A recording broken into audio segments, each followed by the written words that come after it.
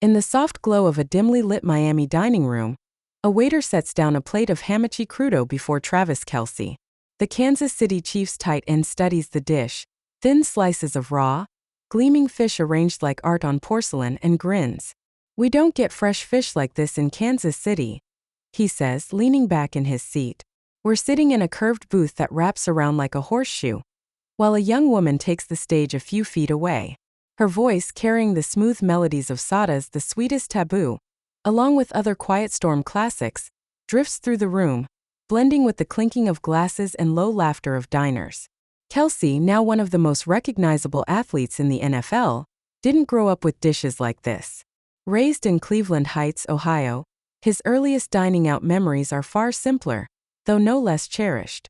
"Red Lobster was the nice spot for us to go to as a kid," he recalls, laughing as he remembers the ritual of dressing up for a family meal. "We'd put on pants for that shit. We thought it was like going to an aquarium, seeing the lobsters in the tank before dinner."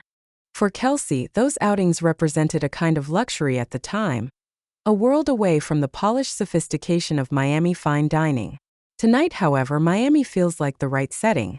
Beyond the glittering plates and polished atmosphere, the city offers something far more meaningful to Kelce: a return to his roots.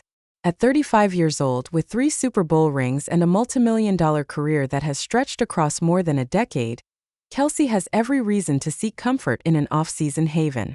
But his purpose here goes beyond relaxation or enjoying Florida's nightlife. He has come back to reconnect with the training ground that helped shape him into the player he is today. Just north in Fort Lauderdale, Kelce reunites with Tony Villani, the renowned speed and agility coach who prepared him for the NFL Combine more than a decade ago. Villani is not only a trainer but also a craftsman, known for his ability to refine athletes' footwork, quickness, and endurance. Kelce has trained with Villani through most off-seasons of his career, crediting those summer sessions with keeping him sharp when the grueling demands of the NFL season take their toll. For a time, Kelce stepped away from Villani's program.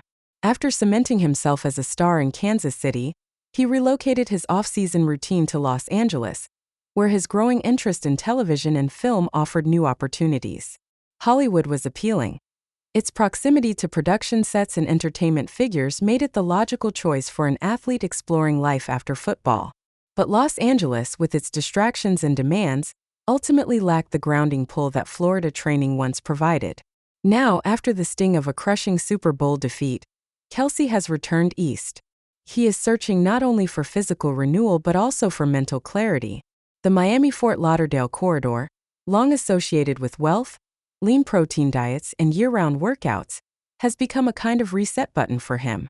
Training here feels like reconnecting with the blueprint of his success, a way to rebuild the foundation that has carried him through 12 punishing NFL seasons. As Kelce dives into his off-season regimen, he balances two worlds: the high-performance training that keeps him elite on the field, and the rarefied lifestyle that comes with his status off it. Dinner in Miami's trendiest spots, quiet evenings listening to live music, and mornings sprinting under the Florida sun all form part of the same rhythm.